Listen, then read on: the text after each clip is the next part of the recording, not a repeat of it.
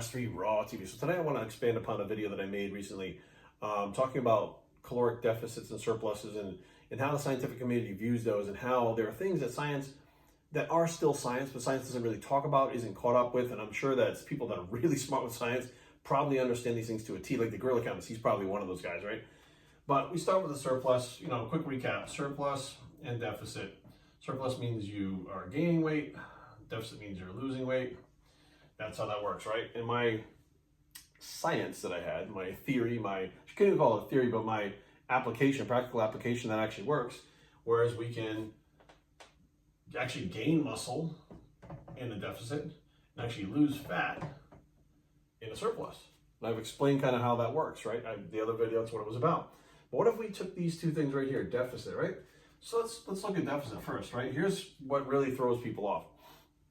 Now, if you take someone who goes to a trainer, goes to a coach, goes to a, whatever you want to call them, a guru, whatever, and they say, I'm going to calculate your daily caloric needs, okay? Your daily caloric needs, let's say, are, we'll go easy numbers, right? 2,000, we use 2,000 again, right? So your deficit, what we would need to do for a deficit is take 200, again, easy numbers, take 200 calories off, your surplus would be 200 calories up, right? Now, we have the numbers that we're working with, okay? This is what the person gives you, the coach, the guru, whoever gives you. Now, my question is this: how does this coach or guru know that these calories are the same every day for your body?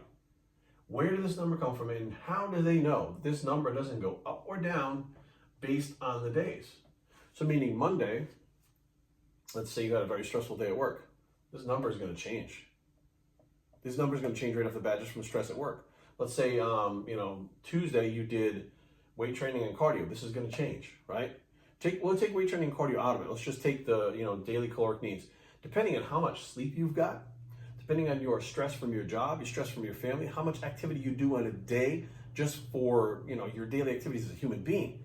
This thing changes all the time. You would have to calculate this every single day when you got up to actually get a daily caloric needs, right? But what they do is they take like your body weight, and they take your height, and they take your age, they take your body fat percentage, they take your BMI, and they make these calculations and they get this number. Well, except for your age. But your daily activity changes, your BMI changes, all these things change with your daily activity. So what they give you is that basics, like this is where we're starting from, right? And now what happens is, as you're working with your coach, whatever the case may be, when you first start, you start here. What happens is maybe the first week not much happens. These things need to be adjusted over and over again until you find out what this is. So realistically, your coach, guru, whoever it is, doesn't actually know what your daily caloric needs are until they start working with you. Now, I use something called biofeedback. I go with not just what the numbers are saying, I go by things that their body is telling me, right? How is your energy? How is your strength? How are your sleep patterns, right? How are your clothes fitting? Like all these different types of things. How is your hunger? Like all these different things. Like you normally don't get headaches, you got headaches. Okay, normally you get headaches, you did. I ask all these different things to find out what the body's doing, because I know this number. It's impossible to find one number and say that's what you have to take in, and that's by scientific law. It's impossible. There is no guru that can do it. There's no formula. There's no calculation. There's no machine that can even measure this. You would have to do it every single day to find out. If you will, just general. Look, I understand just general, but I'm way beyond just general. Beyond general for me ended 30 years ago. Okay, general is the basics, it's the beginners, and you know what? Not everybody needs to know this shit, but I want to know it. Okay, that's what makes me different than other people. I don't say, well, I just need to know this. No, I want to know these things. Like it's interesting to me, and I want to be able to tell people about this because I've gotten better results knowing the stuff that I'm telling you now. So if I can know this stuff and get better results, then you can know this stuff and get better results. Why wouldn't I want to give that to you? Okay, now here's another way of looking at this, right? So this person, this coach or whatever, may have you in a 200 calorie deficit for 12 weeks. Okay, and what they do is they will adjust your calories by maybe dropping calories more. They adjust your cardio by adding more cardio. It's a caloric input output. That's what they're doing. Calories in, calories out, right? Now, same thing if you're gaining weight. They'd be adding to it. They'd be like cutting cardio out or something, or maybe you're not really going to be trying to sleep more to gain weight, but hey, some people take naps and stuff to get their body to recover better. So basically, you're decreasing caloric output, right? But they all try to adjust these as they go because this number is not set in stone. It varies day to day. Now, what happens when you introduce something like carb cycling, right? So let's say you had Monday, Tuesday, Wednesday, Thursday, Friday. We'll make it a 7-day cycle. It doesn't have to be. It can be, 3-day cycle. Could be a 5-day cycle. There's many different ways of carb cycling, right? Let's say Monday we gave you low carb day, right? You had a low carb day. You had 50 grams of carbs here. And Tuesday we did another low day, right? And we have 50 grams of carbs. And then on Wednesday we had a medium day and we had 100 grams of carbs. And Thursday we had another low day, right? Back to 50 grams of carbs.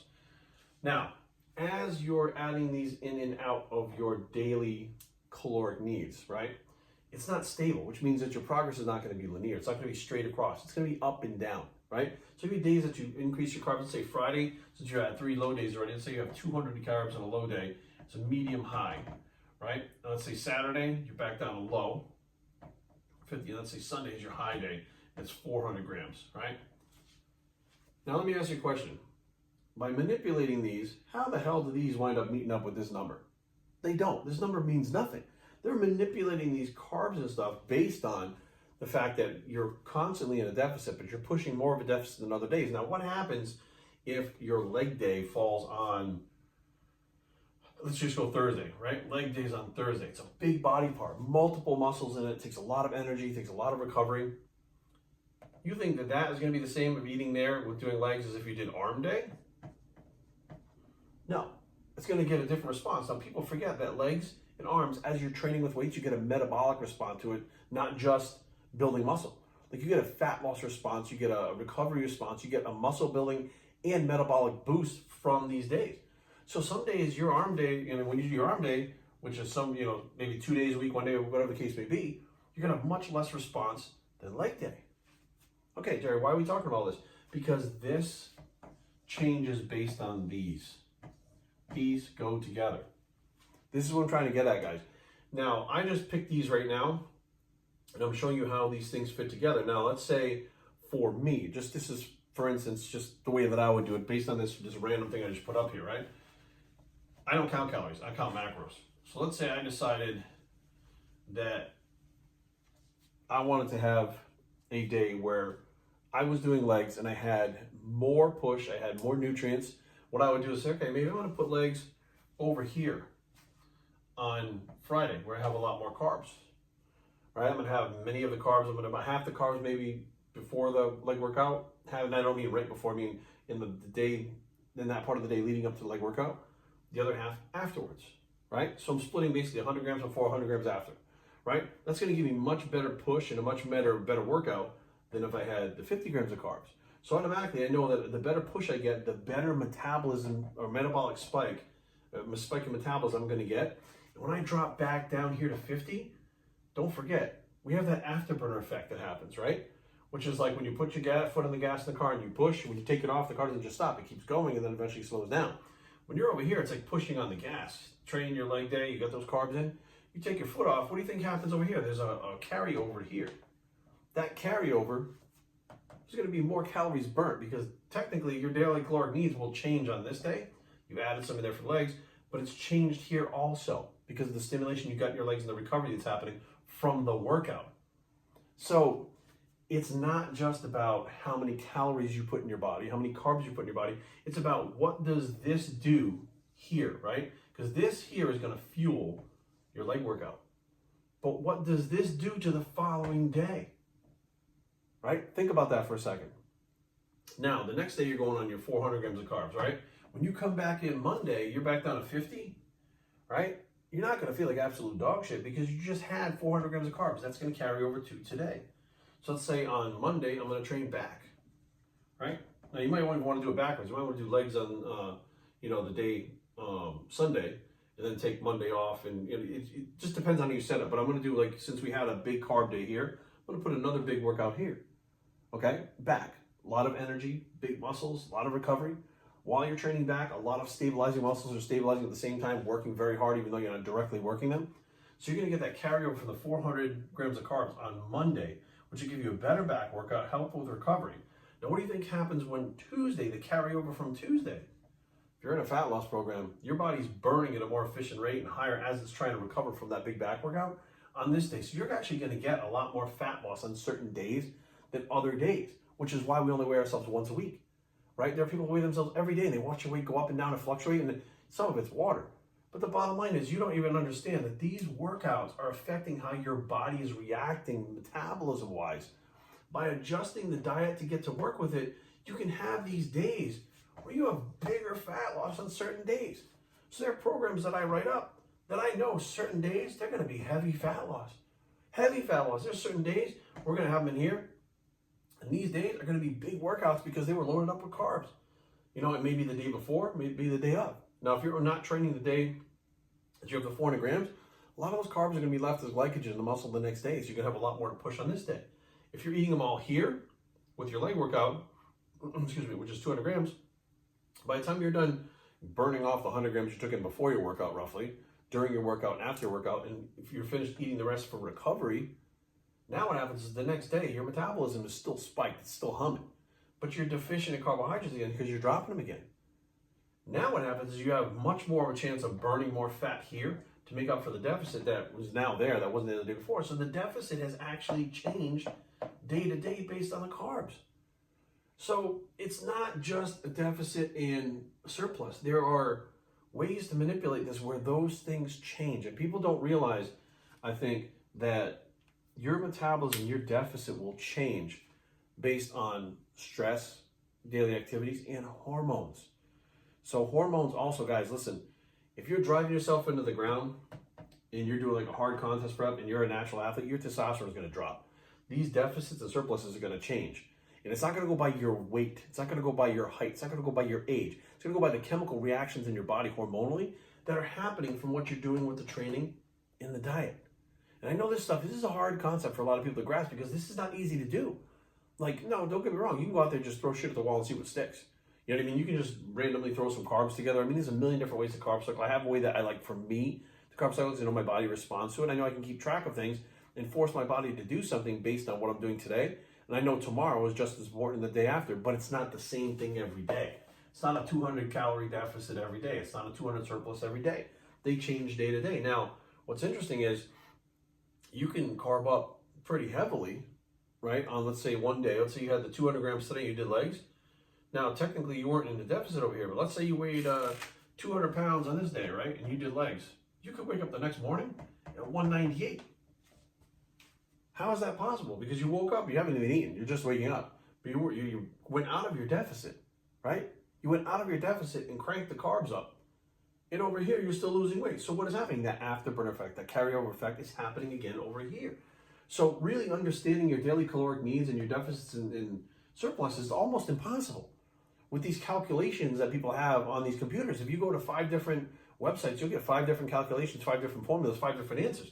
One will have 2,000, one will have 2,200, one will have 33,000, and you're like, how the hell can all of these be so different if you're taking all the same information from me? Because there's no one set formula. It's based on all these mathematical things and not what the body's really doing. People forget that the body's a living thing, right? It's not mathematics. It's not algebra. It's not just numbers. Your body's a living, breathing thing that adapts, not just over time, but on a daily basis. Things happen in your body chemically on a daily basis that allow your body to gain muscle, lose fat, and you don't have to know a single one of these fucking numbers. Not a single one of these numbers. Now, I can tell you right now, I've seen a lot better bodybuilders in the past that knew nothing about diet and nutrition. I mean nothing. They didn't know what a fucking macro was. They had never heard of a macro. Back when I started, we didn't have macros, we didn't have macro calculators. We had a book. It was like a nutrition book, a little paperback book. Had all these foods in it, and you had to go through it and find it, and you could barely see the letters and stuff. But this is how, I don't want to say easy it is, but this is how instinctive it can be, as opposed to people that know all the numbers.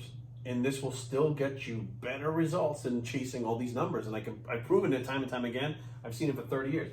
Let's say, let's say Monday, Tuesday, Wednesday, and we'll go as far as Thursday, okay?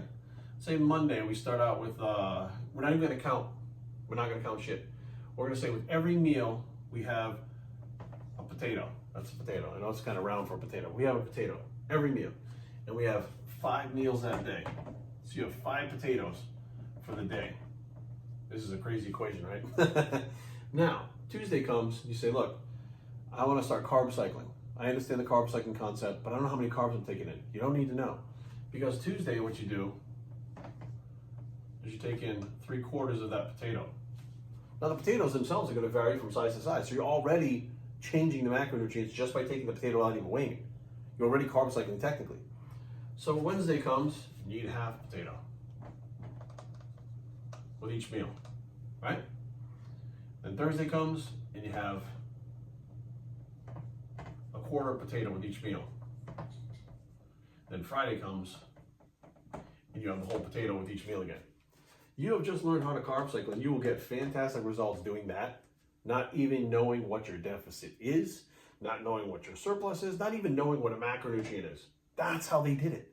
That's how those pros back in the day who were shredded to the bone did it. It was that easy. Some people would say, hey, you know what, I'm going to go with this one right here, 1/4 for Tuesday, Wednesday, and Thursday. And then I'm going to go back up Friday. It's still cutting carbs. It's cutting more carbs. It's still carb cycling. It's still the same exact thing without knowing the numbers. So, I mean, I look at this. This is what I was doing 30 years ago.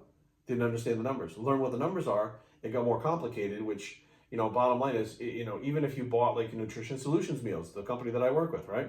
So if they have one of their meals that comes, it's going to be like a very bad drawing of their meals. But let's say their meal it has the protein up here, and they usually have the vegetables in the middle, and they have the carbs over here. They kind of separate them like that, right? Because some people don't like their food together. So let's say I'm eating 5 of these a day. Today, I ate half of it. I ate half the carbs. I ate all the rest of this. The next day, I eat 1/4 of it. Following day, I don't even eat the carbs.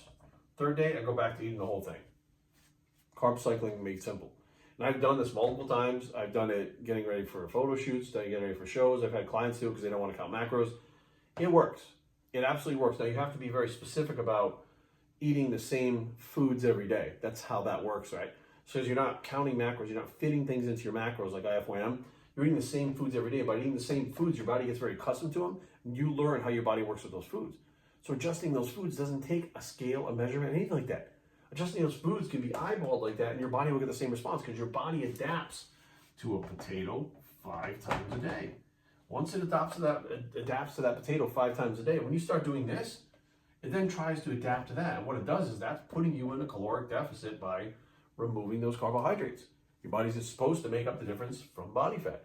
You do that for 5 or 6 weeks, you got a leaner physique. Did you count a calorie? No. Did you count a macro? No. I ate a potato, I had 1/4 potato. Yeah, that's how it goes. So there's so much more to this that I think than people really do realize. And it can be dumbed down to this, and it can get as complicated as knowing every single macronutrient and how they work with your hormones and what they do to your body, and even what they do when they're combined with the workouts like we did down here. Understanding how the workouts go together with the diet. Cardio is a whole different ballgame. It's a third piece that you put in there. Supplements, another piece. Think about if you knew when you put a supplement in your body, what effect would it get from that supplement? How would it affect your workouts? How would it affect your recovery? Because if you have all those things that you understand, you now can manipulate so many variables to get your body to grow, as opposed to just like more cardio, less calories, more cardio, less calories. And that's all you got to work with. Well, eventually you run out of calories, you do too much cardio, and you're fucked. What about these things? You realize that these things will get you the same result, but won't stall your metabolism. Why? Your metabolism never starts getting slower when you wind up putting the food back in. By using a carb cycling type thing, it doesn't change your daily caloric needs. Your daily caloric needs pretty much stay the same. Your hormones balance out a lot better. There's so many things that go into this other than calories in and calories out. And I think that the basics that doctors, and doctors are the worst ones. You go and ask your doctor, they're going to be, try to eat better, eat a 1,500 calorie diet. They say the most outlandish things. You go to a nutritionist, a dietitian, they know more about it. But they only know a certain amount compared to what like a biochemist would know, right? If you talk to a biochemist, they could tell you all the different pathways that are used energy-wise and how macronutrients could fit into that and how you could get better energy and better results. So there's different levels of understanding, and I'm trying. I'm doing my best to try to get to understand as much as I possibly can, because I feel like that's where all the answers lie. All the answers lie is knowing as much information as you can possibly know and understanding it as best as you can understand it and putting it in context where you can understand it, where I think everybody understands this. But if I try to explain carb cycling and bringing the carbs up and down, it might be a bit over people's heads. Some of you might really like that information. Other people, this is all they need to get started. So be aware, guys, there's a lot of stuff that goes down with this caloric deficits, caloric surplus, caloric needs, calculators online. I mean, here's the deal. Start by taking MyFitnessPal. Eat normal for a day, right? If you haven't started a program and you want to start a program, you want to lose weight over the case may be, get MyFitnessPal. Download it on your phone. Now track everything you eat. Just by tracking what you eat, every single client I've done this with is always horrified because they think they eat good. I eat healthy, right? But when you start looking at those numbers, now you're realizing, look, this deficit, this caloric need, don't even fucking matter because you're so far above it that you can't all just cut down from like 3,000 calories down to 1,800. You're not going to make it. Your body's going to go into shock. Your brain's not going to understand what's going on. You're going to break that diet and you're going to fail. But if you understand what you're taking in, then you can start making better choices. Better choices is where you start. Not running around looking for some number that some random calculator gave you or some guru who used a random calculator gave it to you. Your starting point is your starting point. Find out what you're taking in first. Once you have that information, that's your starting point. So be aware, guys, this stuff, not hard concepts to grasp, but a lot of people would like to break it down and make it a lot easier and just say, hey, be in a caloric deficit. What does that mean? How do you find a deficit? How does the deficit change from day to day? What do the workouts do? Like, there's so much that goes into a deficit, and I think people just, they grab onto the deficit and the caloric surplus, and they just run with it because it sounds solid, and they say science is behind it, and that's what people say. But if you really break it down and say, how does my caloric needs change day to day? How does my deficit change? How does this change? How does that change? How does stress put me in a deficit, or will it put me in a surplus? Like, what will it do? Because if you stress out enough and you lose muscle, guess what? You're not going to be in a deficit. If you're losing muscle, muscle is active tissue. It's metabolically active tissue. It burns more calories than fat does. So if you're losing muscle, your metabolism goes down. And that can be with stress. See, it's not just muscle loss. It's fat gain. And there's so many, I mean, cortisol levels can rise. There's so many things that can happen hormonally just from your daily stress that change your caloric needs. To go out there and chase after a number, it just makes no sense to me. And I've seen it over and over again. The people that chase the number eventually fail. I've never seen anybody long-term for years go running around based on some number they get off a calculator being successful. What I found is they use those numbers to start, and when they start understanding this stuff and getting a concept of it, it now becomes a very dynamic thing. They understand that their body's a living thing. They can change things and alter things as needed, but trying to stick to a number that some calculator gave you based on your height and age, you're going to fail. Eventually, you're going to fail. You might be able to stick to it for a little while, but even then, you're going to have to adjust things as you go because that number doesn't stay the same based on what you do every day. BodyShapeTraining@gmail.com. Leave comments down below, but don't fight. BodyShapeTraining.com is a blog. It's every day your body changes bicep, and we're out.